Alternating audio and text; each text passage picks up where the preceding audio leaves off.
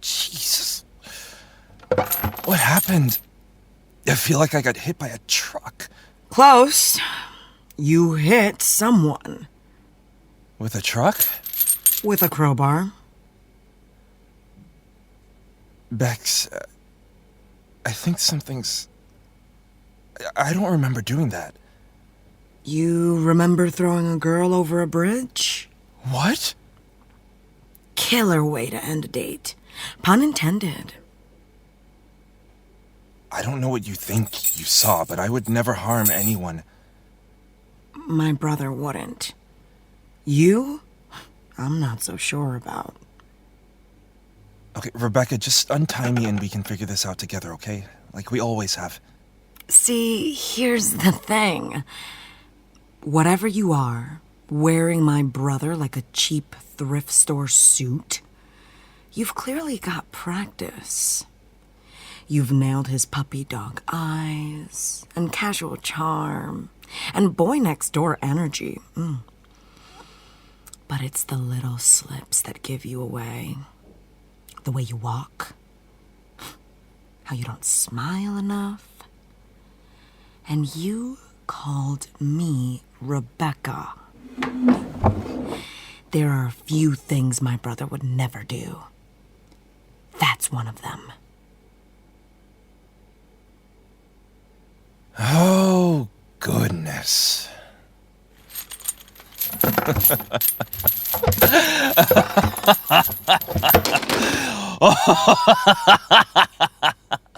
I'm glad that your impending death is so funny to you. Well, it appears that I have chosen the wrong twin. Things have changed over the years. The Rainier line has always passed their strength through their male heirs. But I suppose you and your girl boss era have changed the game. If Callum were weak, I wouldn't be able to see him in your eyes. And you know what I see? I see my brother fighting. And I'm not gonna let him go down. Hold on, Callum. Just hold on.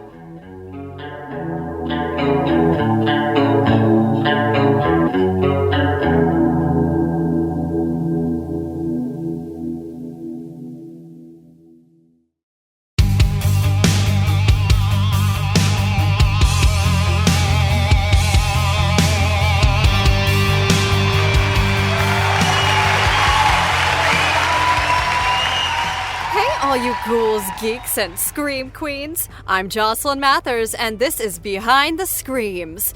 Did anyone else think we were about to get a nice ending for our twin duo there for once? I know! These writers are so good at taking a nice moment, making you feel safe and protected, and then ripping that security right out from underneath you. Do we know if they're employing my mother-in-law? We've got the culprit for that ending with us here tonight. Well, not with us. She's joining us via video chat from a faraway land we in the business like to call on location. Can we get that video link up? Elaine Jones, everybody!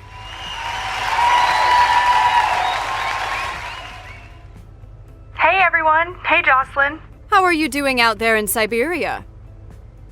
Well, it's, Elaine, I think we're losing you a little bit. Oh, sorry. I said Canada. I'm in Canada. Oh, there we go.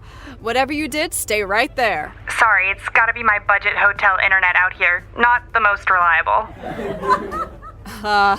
I'm getting a less than glamorous vision here.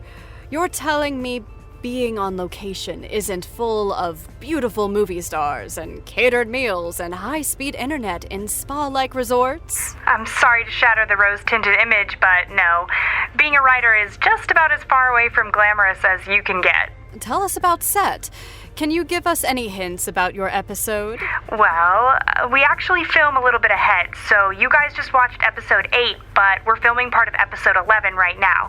I can tell you I spent most of my day at a roadside motel that might look familiar to some dedicated viewers. Elaine, are you teasing us? I might be. Okay, well, before you sneak us a spoiler or two from set, we've got to talk about that episode. It's not very typical that we see the twins apart for a whole episode, but it seems like Bex might have more and more solo missions in her future. Yeah, they're really a unit, and I think that got even stronger after Callum returned in season 4. Before that, the scales were always sort of tipped in Bex's favor. And then when she needed Callum to save her from Luther, those scales tipped back into his favor. Right, they're twins, but they're never on even footing. Right. Always in sync, never on balance. I think living in that space is what makes them so interesting.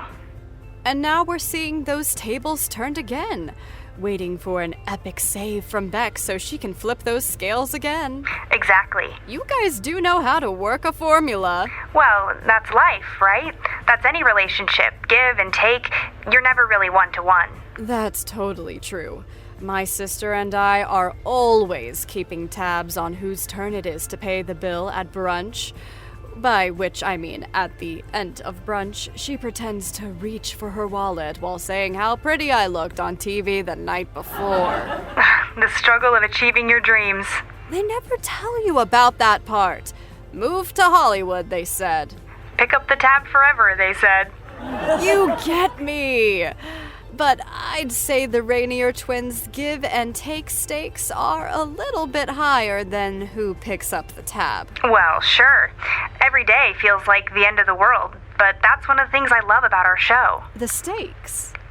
Yeah, exactly. I think when you're living a normal life and something terrible happens to you, it feels like it's the end of the world, even though it's just the end of the world to you. And consciously you know people are dealing with bigger issues than you are. But when we deal with Bloodlines issues, it's literally the end of the world every week. I think that's why people connect so much. It's why I did. That's right. You were a fan of the show before you got this gig. I was, yeah. Tell us, how did Cinderella get to the ball? Oh, you love this story, don't you? It's every fan's dream. Well, me and he got pretty much history. Oh man, it looks like we're losing Elaine again. You motel Wi-Fi. We'll give Elaine a second to reconnect. Oh, did we... nope. It looks like we're thwarted again. Are we sure our broadcast isn't being possessed? Are we going super meta here, people? The writers wouldn't do something so convoluted, would they? Can you hear me? We're getting every other word here. Oh, you're unfrozen. And outside? Sorry, can you hear me now? Much better. Oh, good. I'm stealing the Wi-Fi from Warren's trailer. I love a little bit of crime in the afternoon. Let's get back to it. How did you become a writer on Bloodlines? Right. Well, there's a long version that involves lots of hard work and preparation, blah, blah, blah, and there's a short version that involves the only two things that really matter when it comes to making it in this industry. Tits and ass. Luck and circumstance. Regale us with the luck. Shake that circumstance. Did you get all that right place, right time from your mama? My college roommate, actually. Oh, that's right. I grew up in one of those towns where everyone knows everyone, and a lot of people want to escape that. But for me, I wanted to go somewhere that wasn't home but felt like it could be, you know? So I went to Kenyon. That's in Ohio? Yep, middle of Nowheresville. Exactly what I was looking for. The kind of place where everyone knows everyone. Once you get there, at least. But I was heading in at the mercy of orientation week and a random roommate survey. And that's where you got your luck and opportunity. You make it sound so much sexier than it was. But yeah, pretty much. I filled out this ridiculous survey, one of those basic personality quizzes, and when I got to campus, my roommate was none other than Mina Jacobs. For those of you who aren't properly indoctrinated to the behind-the-scenes world of Bloodlines, Mina's the assistant to the illustrious Warren Young. Some might say she's the reason the show keeps on spinning. Luckily, Warren's busy with a take right now and didn't hear that. A crisis averted. So, the dorm gods give you Mina Jacobs, and... We move in, and we instantly hate each other. Wait, you're telling me a basic one-page questionnaire did not match you with your roommate's soulmate? Can you believe it? I was a slob and she liked things neat and tidy. I sleep through the afternoon and stumble to class in sweatpants. She, at the time, liked to go on morning runs. We were a match made in hell.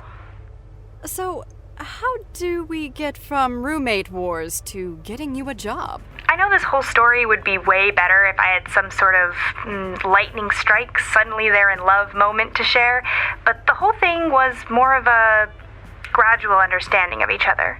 She brought home an extra coffee after her crazy morning workout, and I bought a pair of very expensive noise-canceling headphones for when I had to hit late-night deadlines. After a year together, we'd sort of melded into one very codependent monster, especially during finals. When it was time to pick our roommates for the next year... You couldn't imagine living with anyone else? God, no. I think we both needed a break, but we did make very good friends, especially once we were able to have separate living spaces. And then you both moved to LA? No, just me for a few years. Then I get a call, she's moving out, and can she stay on my couch for a bit? I love a story that comes back to the beginning. We here at Behind the Screams, we love the cyclical nature of storytelling. Don't we all? Mina's looking for a new career path, and, well, I don't want to share a lot of her story, you know, but long story short, somehow she ends up interviewing for the gig with Warren, and they, well, you've seen them. Match made in hell. Exactly. And then she gets you the gig here. Well, if you ask Mina, and you should, she'd tell you that she didn't have the power to get me a job. She just got me a meeting. I did the job part on my own. And God, that first meeting with Warren, they do not prepare you for that kind of entrance. And... Elaine? I can't believe I have to say this, but it looks like we've lost Elaine to the Great White North. And on such a tantalizing moment as well. Luckily, I think it's time to wrap up for tonight. Be sure to join us next week to find out if our boy Callum ever finds some light in the dark. I'm your host, Jocelyn Mathers, and I can't wait to see you again. Stick around for a taste of what's to come.